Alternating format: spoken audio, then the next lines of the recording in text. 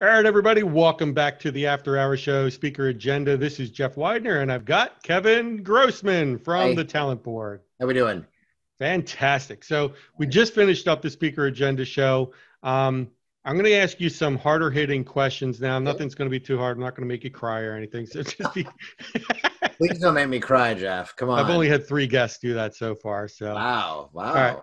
Yikes. So I know you're going over the candidate experience. You're doing this live online event. Tell me quickly about what that is again. So it's just going to be a fun social media event to kick off our 2020 benchmark research program year. So on January 15th, we're going to be building up to it, but we want folks to share, whether it's little snippets, blog posts, positive candidate experience story, whether it's them as a candidate, whether it's them as a recruiter, even a hiring manager. Just share those experiences online, and we have a extra long hashtag that's Candy Experience, but it's the way that we spell Candy, which is short for candidate experience. So it's CANDE, Okay. then the rest of experience day 2020. But All right. just a fun social media event to kick off our new program year and have folks share just snippets and tidbits about their positive candidate experience. Of All right. course, So I'm sure we'll get. give me that hashtag. I'll put it in the So it's description. hashtag, it's CANDE Okay. XPERIENCE day 2020. All right. And that's going to be January 15th, you said. January Right? 15th. So just All right, during the day, anywhere around the world, anybody wants to share on tidbits, stories, blog posts about a positive candidate experience. Yes. All right. So here's my first, hard hitting question. Okay. Shoot. Um, Ready. there's been lots of talk about recruiter bias, AI bias, fairness of the recruiting process.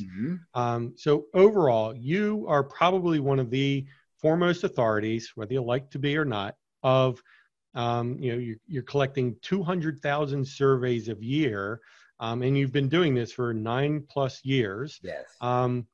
Is the interview and recruiting process, is it actually fair? Oh, that's a really hard question to answer. Yeah, that's why it's in the after No, hours I mean show. it is a tough question. It's a really good question. So I would argue through the candidate's lens that they tell through our data and research, what they tell us, for the most part, they feel like the recruiting process and the interviewers during the recruiting process are fair. Now, I say that, that's just based on 2 questions that we ask, right? And it's like 75% plus who say overall they feel like the interview process is fair and the What was that interviewer percentage? were fair. It's about 75% actually, Okay. and above that say that. Now, there's a lot of things under the hood So that's a perception, that's right? the Candidate perception, their perception, perception of the right? process. My But is it perception, really fair? um,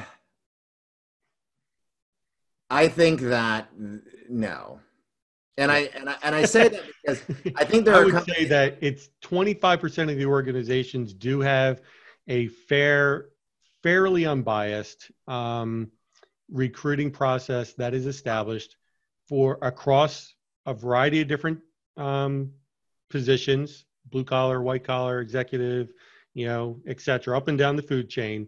About 25% have a really completely fair and very unbiased recruiting That's what you're process. saying. You're saying That's that. what I'm saying. About 25% of the organizations out there. Yeah, I don't. I don't. I'm not sure about the number, but I can tell Yeah, you that there are many companies where there's no way that bias is completely ever going to be completely extracted. exactly. It's never going to happen. Machine learning might help us get closer, and it is helping us get closer today. So there is that, and there is data out there, not our data, but the vendors themselves and other organizations that are measuring that it is getting a little bit better when there's a really adhered to structured interview process with the same set of questions for the applicants and the candidates.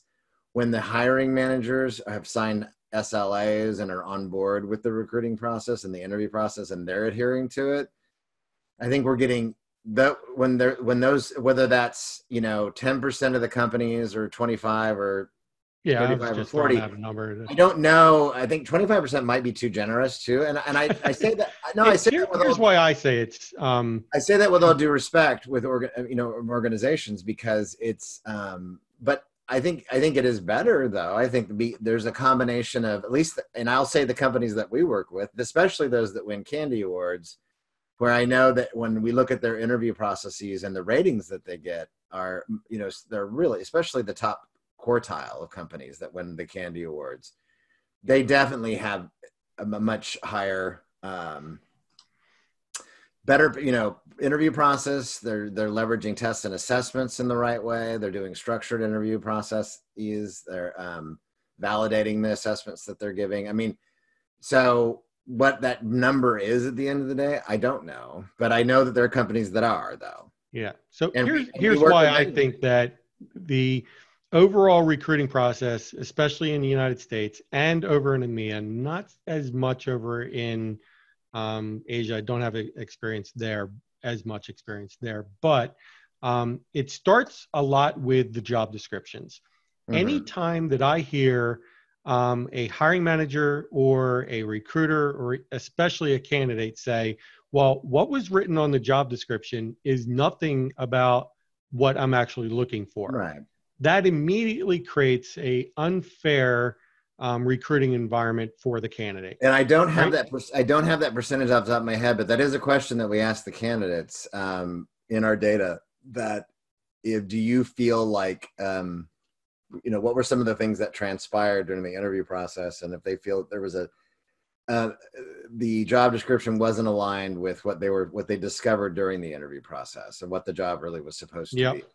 So that disconnect starts even well before the screening. Yes, that's true. The second piece is that right now there is an abundance of transparency with regards to how much information that recruiters and companies can find on candidates. Yeah, that's true. But very, very little information can typically be found about the hiring manager, the recruiter that you're going to be talking to, and what that corporate culture is like.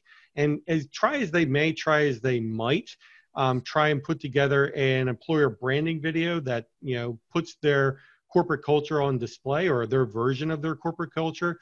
I have not seen an employer branding video that really describes what it's like to work in that department with that hiring manager on a day-to-day basis. No, there's not. Overly produced, right? They're not factual.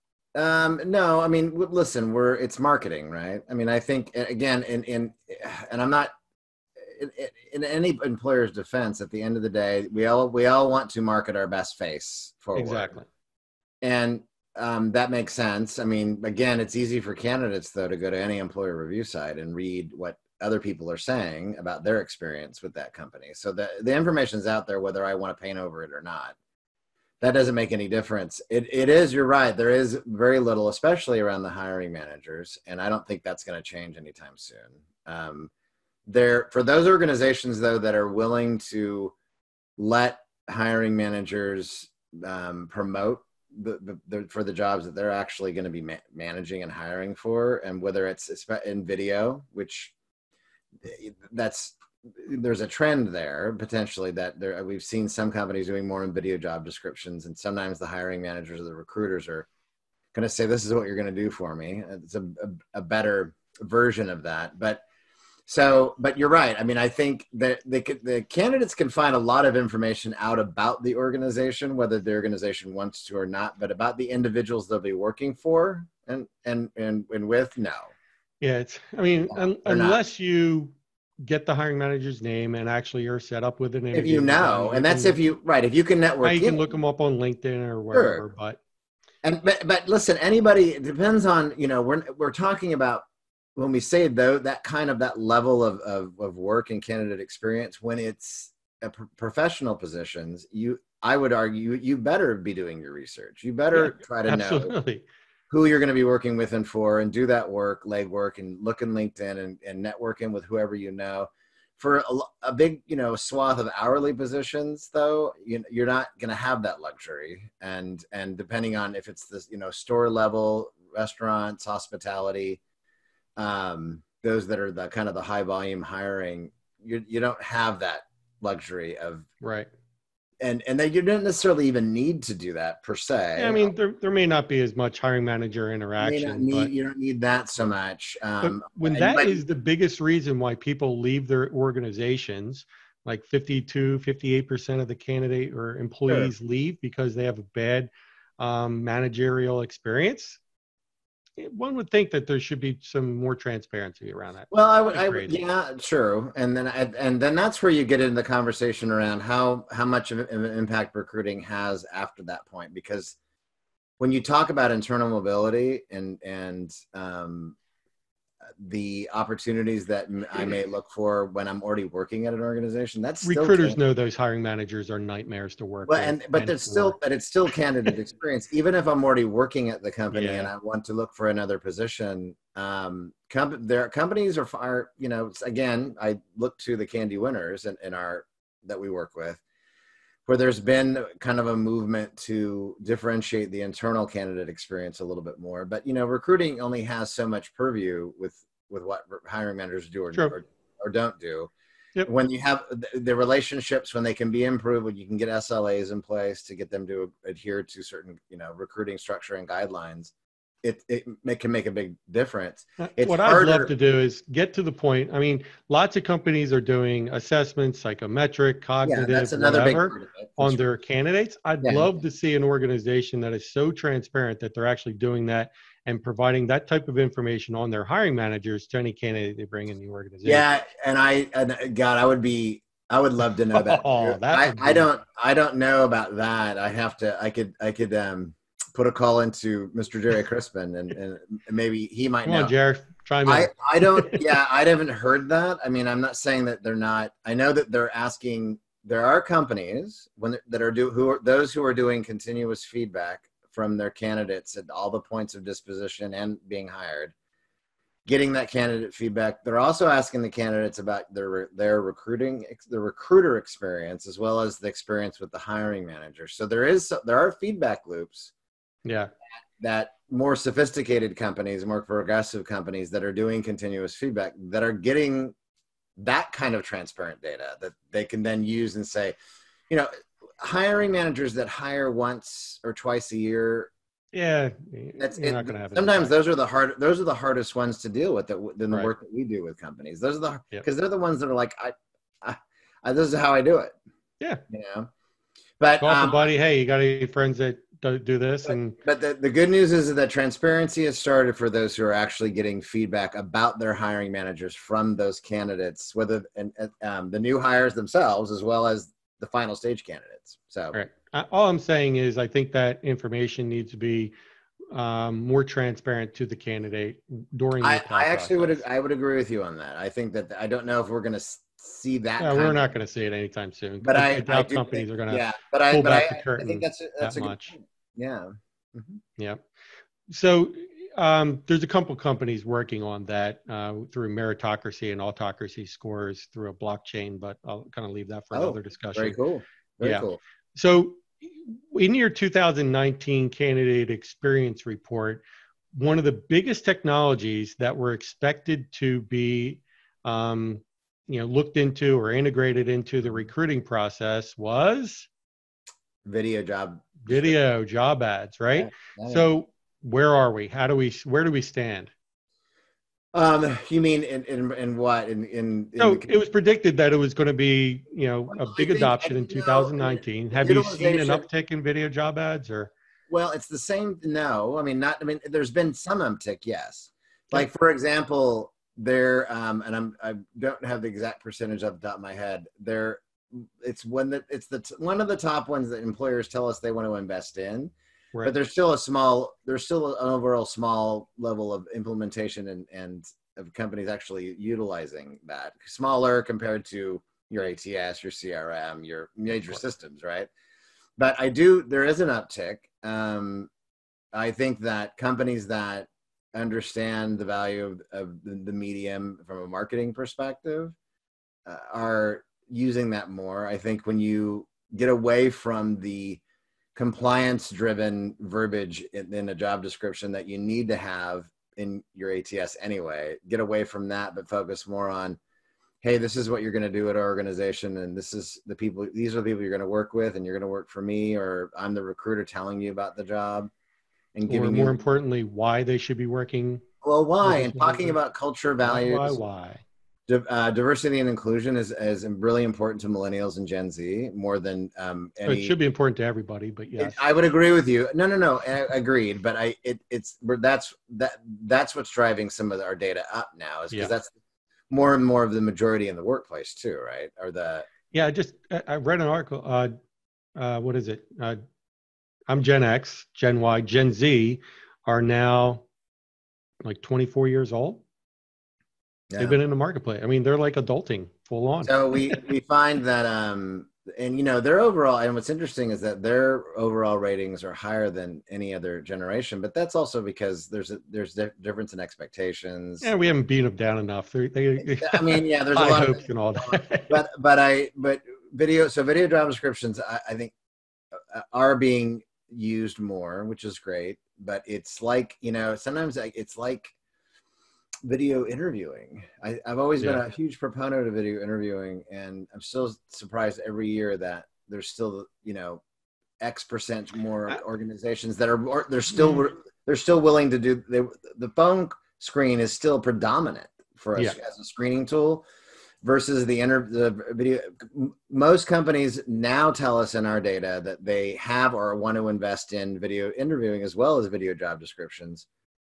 And yet the incidence of what the candidates who say they're experiencing it is still much lower. There's a big difference there. Yeah. So, I mean, if I were, implementing these types of technologies, I do like video interviewing, but my problem has always been, let's say you've got 30 hours worth of video that you've just recorded off of candidates, multiple people have to watch that. So now you've got a huge time investment for watching these videos. Well, they have to invest the time if they're going to meet them in person too. So correct. So I would rather have them spend the time meeting them in person rather than over a video or a two-way, phone call. That's just, well, it can be, but it also can be a virtual video. I mean, I understand. Absolutely. I'm not saying there's no place for it. That's my preference, right? I think that companies should be looking at adopting video job ads, video voicemail from a recruiter to a candidate, and even back forth. Video earlier in the process to allow more transparency of the hiring manager, get the hiring manager on a video, just like we're doing here, and push that out to candidates. I think there's a lot more value for a candidate than for an organization. Oh, yeah, agreed. I mean, I think video is powerful, but it's a lot of organizations, even with the players that are out there in the space now, that can help companies really inexpensively and without a lot video. of My job. You've got Spark Start. Exactly. Both of them have been guests on the show, so thank you very much. Yeah, I mean, there's definitely players that can provide that, but companies just there's this idea about, again, there's too much production. There's too much I have to. Well, I think millennials will start crushing that perception. Oh, I hope so too. I mean, another thing that we've also seen an increase in text-based recruiting too. I mean, that's just texting is definitely, and that's, by the way, another activity that helps to kind of solve the communication conundrum as well. Yep. We may not be answering our emails or even our phones, but texting. I always look at somebody texts me. Texting is, and it's not just texting me just to inform me about jobs. I mean, it's also, I can then launch and apply via mobile. I can get tests and assessments via texting. I mean, texting is going to definitely be another growth area too. And a lot of existing systems as well as standalone players, as we've seen, text recruit was snatched up by iCIMS, right? Yeah. And so I think that's a nice communication positive in my book. I wholeheartedly agree. I think texting, chatbots, whether it's a live chatbot, a live chat option, or a chat bot, and whether that chatbot is just a simple kind of FAQ kind of thing, or whether you've got AI powering it, doesn't really matter to me.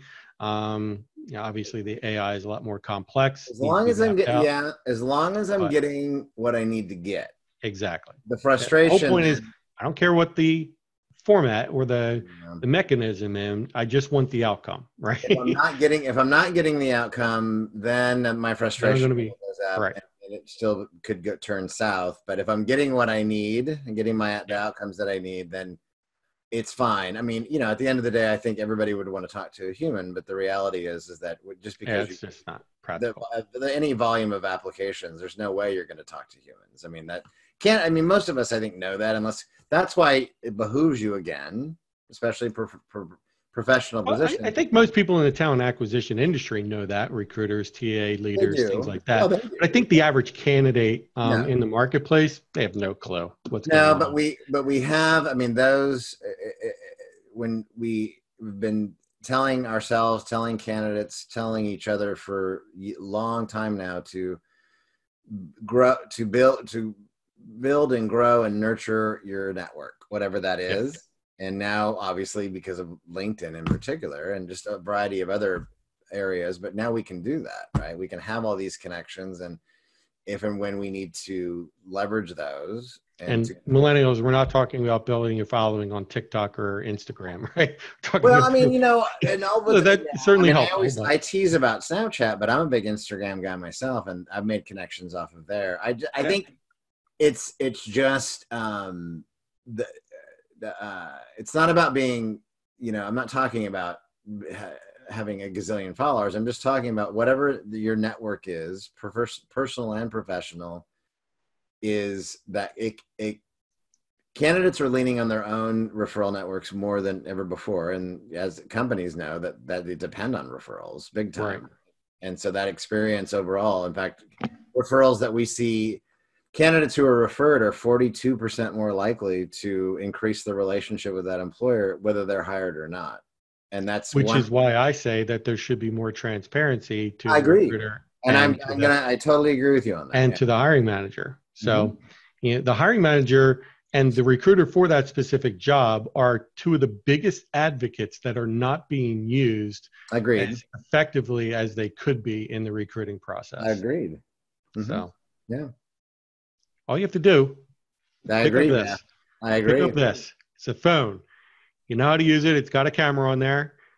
Video yourself, put it out on the internet. I guarantee you, you're Correct. going to make a hire off of Yeah, it. yeah. Well, at least you're gonna Get good at it. you'll get noticed for You'll sure. get traction. Yeah. Yeah. So, all right. What haven't we, talked about that you want to bring up? Well, just the fact that just again, the business impact or the potential business impact of a good and bad candidate experience. I've had there are organizations, especially again consumer organizations, retail, hospitality, airlines, the list goes on, consumer goods, etc.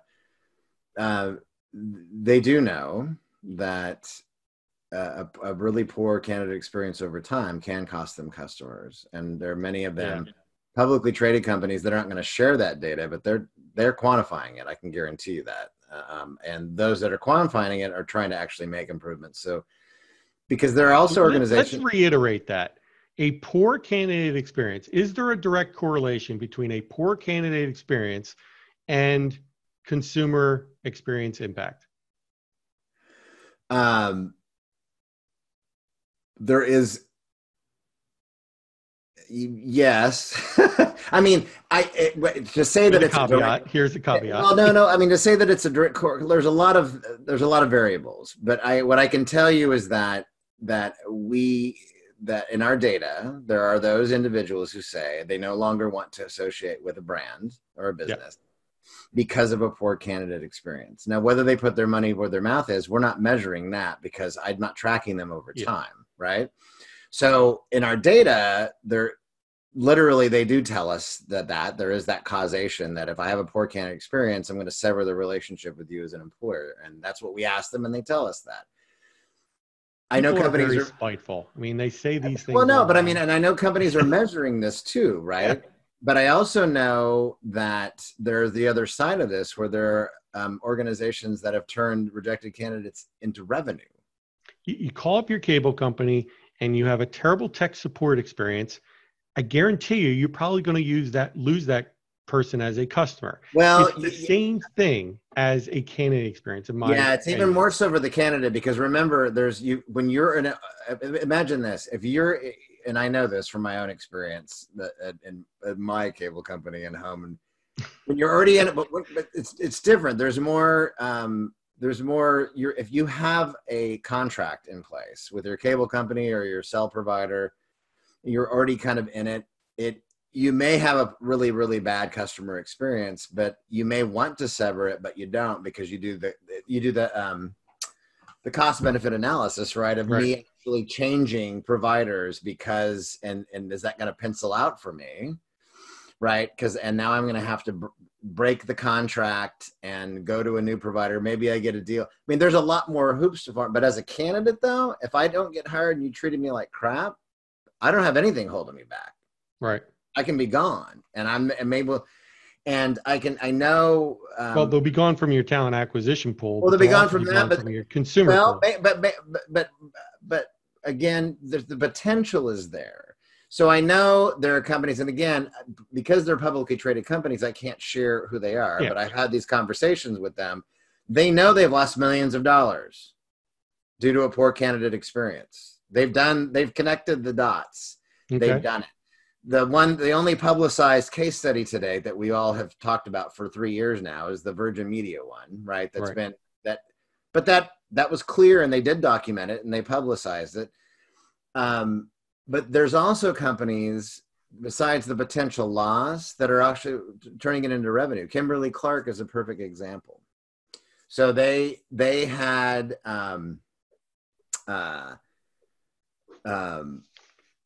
they're like, listen, they sat down and they're like, what if we could convert even 5% of our rejected candidates to remain and become customers of ours? So they started to disperse coupons. Yeah, I heard about this. This is when awesome. they had to reject the candidate. They're not the only one doing it, but they're a big company, and they did it, and they generated hundreds of millions of dollars in revenue from rejected candidates. Yeah, just change the paradigm. Hilton Hotels had done it for a very specific professional level position of final stage candidates they rejected. They generated millions because they gave them the employee travel discount card that only employees get, and they generated millions of dollars in revenue. What better way of saying, sorry, we loved you as a candidate, but we just can't make an offer to you right now. Here's a little consolation gift. So there are those there, and listen, I understand that those who are skeptical and the naysayers who say, you know what, if poor candidate experience, they're still going to buy my stuff. And my argument is always, you're right, some will. Some of them aren't. Yeah. And we know it. We've seen it. Won't. But if 10 people say, I had a crappy candidate experience, I am done with you, maybe only, I don't know, 3, 4, 5, maybe, if that, say definitively separate and decide never to associate with that brand again. And the rest are like, but it's still there, and it happens every day. And it's much harder to measure for B2B companies, obviously, because it's not a direct consumer purchase. But the reality is there, and so you can be a potential loss, and it can be a potential gain in revenue as well. And it's there. Right. And my argument is that what I know definitively in our data is that the potential of impact is there. And we know that the companies that we work with and talk with, it does play out. But I believe, Kevin. I believe. Well, I know. I hear you. But no. It's just. I wish I could. If I can just connect dot A and B, I would do it. But it's not that simple. Right. But I do know that it can and it does, and the companies are measuring that, and some companies have turned it around into revenue too. So, all right. So if anybody is at one of these companies that has done a program to turn these rejected candidates into a positive consumer experience, and you want to come on the Speaker Agenda show, I'd love to have you. There you go. Absolutely. Yes. I'm sure there's some candy winners out there that would love to talk shop about what they're doing. They're doing some awesome, really cool stuff. And there, again, I go back to when you ask me about fairness. I think, again, I don't know what that percentage is overall, but what companies truly are fair or as unbiased as possible. in their processes, because it also can fluctuate year after year depending on who's in charge and what their priorities are. But in those companies who really have raised the bar of their overall perception of fairness, the Candy winners, they're doing it, and it's a constant work in progress, though. Constant work in progress. Got to iterate. Yeah. Keep it going, man. Yeah. Never ends. All right. I think we're going to end the after hour. We got some good questions in the after hours show. Yeah. I really enjoyed it, Jeff. Good stuff. Yep. So one last time, if you are interested in joining the candidate experience, go ahead and go to the website. I'm going to include a link right below. Yep. And there's a link right there. Just follow the link. And they are starting their January program in 2020 year. Will launch in January, and you can start registering. There's no deadline to start, just a deadline to finish, which is August. Okay. So right now they got 9 months to do it. A long time, but we'd love companies to start thinking about it and get that benchmark measurement going, for sure. Yep. The more you have, the more data you get, and the more valuable it is. For them, especially, yeah. Yep. Kevin, thank you so much again. Thanks, Jeff. All right. Take care, guys. Bye-bye.